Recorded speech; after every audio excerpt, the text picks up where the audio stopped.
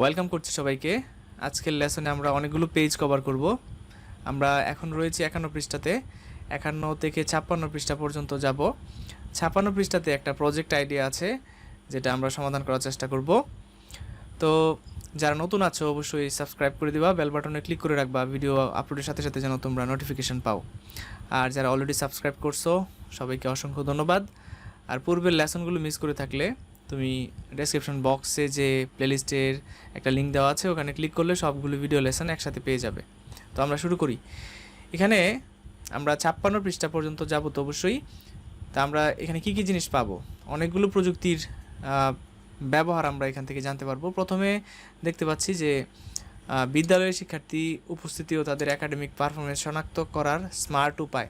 আচ্ছা, প্রথম থেকেই পড়ি। এখানে দেখতে পাচ্ছ যে নতুন প্রযুক্তির বাস্তব ব্যবহার, নতুন নতুন কয়েকটা প্রযুক্তি এখানে আলোচনা করা হবে আর কি। নতুন প্রযুক্তিগুলো ব্যবহার করে আমরা আমাদের চারপাশের বিদ্যমান অনেক কিছুরই আধুনিক ও স্মার্ট সমাধান বের করতে পারি। চলো দেখি অত্যাধুনিক প্রযুক্তি ব্যবহার করে কিভাবে কিছু বাস্তব সমস্যা সমাধান এবং সেবার মান উন্নত করা যায়। উদাহরণ 1, বিদ্যালয়ে শিক্ষার্থী উপস্থিতি ও তাদের একাডেমিক পারফরমেন্স শনাক্ত করার স্মার্ট উপায়। মডেল প্রজেক্ট, শিক্ষার্থীর উপস্থিতি ও পারদর্শিতা ট্র্যাক করতে আইওটি। আইওটি হচ্ছে ইন্টারনেট অফ থিঙ্ক। তারপর এখানে ছবিটা তো দেখলাই তোমরা। চিত্রতে বলা হচ্ছে শিক্ষার্থীরা বায়োমেট্রিক হাজিরা দিচ্ছে। বিদ্যালয়ের শিক্ষার্থীদের উপস্থিতি নিশ্চিত করতে শ্রেণীকক্ষে হাজিরা বা রোল নম্বর কলের বিপরীতে কলের বাইরে হাজিরা সংরক্ষণ ডিভাইস ইনস্টল করা যেতে পারে। শিক্ষার্থীদের আঙুলের ছাপ অথবা চোখের রেটিনা স্ক্যান বা একটি machine readable ID card scan করার মাধ্যমে উপস্থিতির তথ্য সংরক্ষণ করা যায়। তো এটা খুবই ভালো প্রযুক্তি। এই প্রযুক্তির মাধ্যমে খুব সহজেই সবার উপস্থিতি নিয়ে নেওয়া যায়, আর আলাদা করে উপস্থিতি বা নাম ডাকার প্রয়োজন হয় না। এই ধরনের প্রযুক্তির পাশাপাশি প্রয়োজনে শিক্ষার্থীর উপস্থিতি তথ্য অভিভাবকের মোবাইল ফোনে মেসেজ আকারে পাঠানো যাবে। তো এখানে স্ক্যান করার সাথে সাথে একটা মেসেজ মনে হয় চলে যাবে তোমার গার্ডিয়ানের কাছে। পরে বলছে বিভিন্ন মৌসুমে শিক্ষার্থীদের গড় উপস্থিতি, ছেলে ও মেয়ের শিক্ষার্থীর উপস্থিতির হার এবং শিক্ষার্থীদের সামগ্রিক ফলাফলের উপর বিদ্যালয়ে মোট উপস্থিতির প্রভাবও বিশ্লেষণ করা যাবে। ফলে প্রয়োজন অনুযায়ী অনুপস্থিত শিক্ষার্থীদের জন্য নিরাময়মূলক বা সহায়তামূলক বিশেষ ক্লাসের ব্যবস্থা গ্রহণের জন্য পরিকল্পনা প্রণয়ন করা সহজ হবে। এর ফলে শিক্ষকের সময় বাঁচবে এবং অভিভাবকের সঙ্গে সহজ ও নিরাপদ যোগাযোগ তৈরি হবে। এই ছিল একটা প্রযুক্তির ব্যবহার এবং এটার সেবার মান আর কি। তো এখানে কি কি প্রযুক্তি আসছিল? ব্যবহৃত প্রযুক্তি হচ্ছে IoT device, big data, artificial intelligence বা এআই। এই হচ্ছিল প্রথম উদাহরণ। দ্বিতীয় উদাহরণ হচ্ছে যে খামারের সময় মতো সেচ দেওয়া। এটা হচ্ছে স্মার্ট সেচ সিস্টেম। কৃষি খামার বা ক্ষেতের ফসলে নিয়মিত সেচ বা পানি দেওয়া কৃষকের জন্য অত্যন্ত গুরুত্বপূর্ণ একটা কাজ। সঠিক সেচ পরিকল্পনা না থাকলে কৃষি উৎপাদন ব্যাহত হয়, আবার অনেক সময় অতিরিক্ত পানি নিষ্কাশনের প্রয়োজনও পড়ে। অপরিকল্পিত উপায়ে পানি সেচের কারণে একদিকে যেমন পানির অপচয় হয়, অন্যদিকে পানি সেচে বিদ্যুৎ বা ডিজেলের ব্যবহারে খরচ বৃদ্ধি পায়।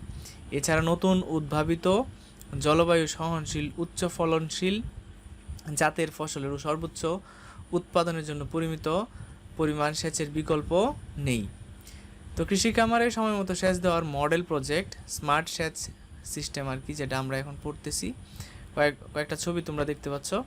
তো এটা মোবাইল অ্যাপের মাধ্যমে মাটির আর্দ্রতা পরিমাপের তথ্যগুলো তুমি যখন ওই সেচ যে ঘরটা থাকবে ওখানে পাঠাইলে ওখান থেকে অটোমেটিকলি সেচটা হয়ে যাবে আর কি। পানি এসে ওই জমিতে পানি দিয়ে ওই জমিতে এসে যাবে আর কি। এরকম একটা সিস্টেম থাকবে। মাটিতে আর্দ্রতা মাপার যন্ত্র সয়েল ময়েশ্চার সেন্সর, এর মাধ্যমে কৃষি জমির সেচ ব্যবস্থাকে স্মার্ট করা যায়। এতে সময় খরচ দুইটাই বাঁচে, আশানুরূপ উৎপাদন করা সম্ভব হতে পারে। তো এখানে তোমরা একটু পড়ে নিবা। তো মাটির আর্দ্রতা বা মাটির পানির পরিমাণ বুঝে কতটুকু সেচ দেওয়া যেতে পারে সব কিছুই এই স্মার্ট ডিভাইসগুলো থেকে নিয়ন্ত্রণ করা যায়। ফলে বিভিন্ন জাতের বা বিভিন্ন ধরনের ফসলের ক্ষেত্রে পানির চাহিদা নির্ণয় করে প্রয়োজন অনুযায়ী পানি সেচ ব্যবস্থা পানি সহজে দেওয়া যায় আর কি। তো এই প্রযুক্তি হচ্ছে ইন্টারনেট অফ থিংস, আইওটি আর বায়োটেকনোলজি, দুইটার প্রযুক্তি এখানে ইউজ হয়েছে। তারপর হচ্ছে আগামীর প্রকল্প বানাই এখানে বলছে দেখো, ষষ্ঠ ও সপ্তম শ্রেণীতে আমরা আমাদের প্রাত্যহিক জীবনে নানা রকম সমস্যা খুঁজে বের করে তা সমাধানের চেষ্টা করেছিলাম। এবার আমরা একটা সমস্যা খুঁজে বের করব এবং প্রযুক্তির সহায়তায় কীভাবে তার সমাধান করা যায় তা নিয়ে বিশেষ একটা আইডিয়ার পরিকল্পনা করব। আমরা একটু খুঁজলেই দেখতে পাবো আমাদের চারপাশে এমন অনেক সমস্যা আছে যার উপযুক্ত সমাধান হয়তো নতুন কোনো প্রযুক্তির ব্যবহারের মাধ্যমে হতে পারে। আমরা একটা সমস্যাকে কোন কোনো উন্নত প্রযুক্তি দ্বারা সমাধান করা যায় তার উত্তর খুঁজে বের করে আনার প্রয়াস চালাবো।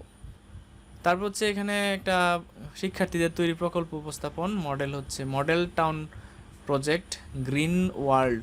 কীভাবে আমাদের মানে শহরটাকে বা এলাকাটাকে গাছ দিয়ে ভরপুর করে রাখা যায় এবং বিশেষ সুবিধা পাওয়া যায় এবং ঠান্ডা পরিবেশ পাওয়া যায়, এগুলো নিয়ে এখানে আলোচনা হচ্ছে, প্রজেক্টগুলো উপস্থাপন করা হচ্ছে আর কি।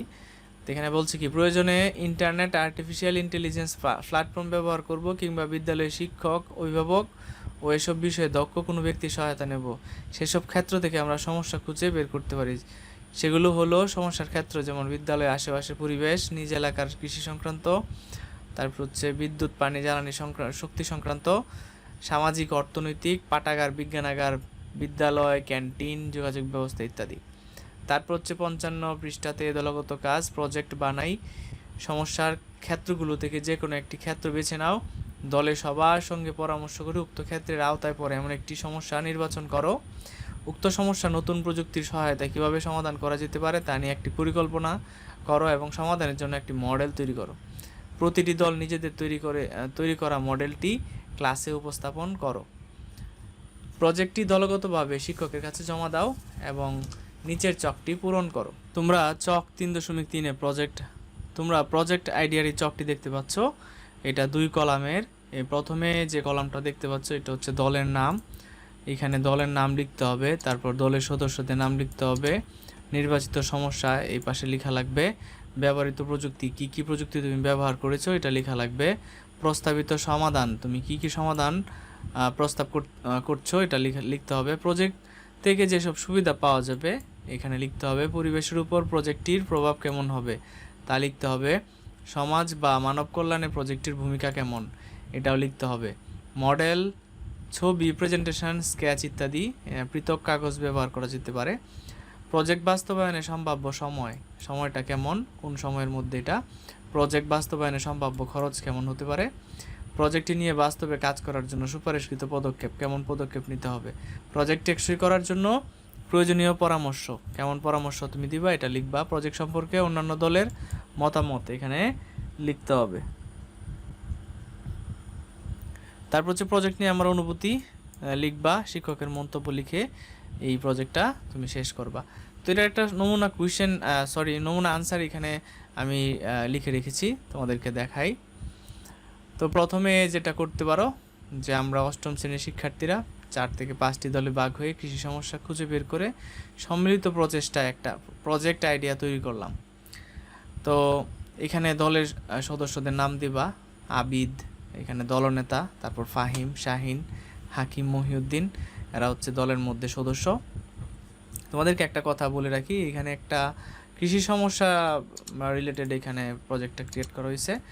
তো দেখো ওই যে আগে কিন্তু এখানে অনেকগুলো সমস্যার ক্ষেত্র আছে, যে বিদ্যালয়ের আশেপাশে পরিবেশের সমস্যা, নিজ এলাকার কৃষি সংক্রান্ত সমস্যা, বিদ্যুৎ, পানি, জ্বালানি শক্তি সংক্রান্ত।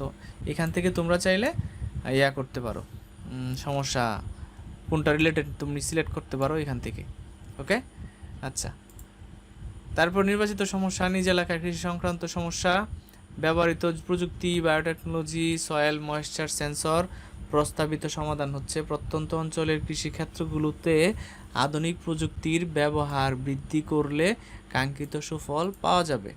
প্রজেক্ট থেকে যেসব সুবিধা পাওয়া যাবে, কি কি সুবিধা পাওয়া যাবে, কৃষিক্ষেত্রে ভালো মন্দ অবস্থা বুঝে ফল পাওয়া যাবে। তারপর হচ্ছে পরিবেশের উপর প্রজেক্টটির প্রভাব কেমন, তাৎক্ষণিক বিরূপ প্রভাব প্রতিফলিত হলেও সকলের সচেতনতার বৃদ্ধির মাধ্যমে অনুকূল অবস্থার সৃষ্টি করা যাবে।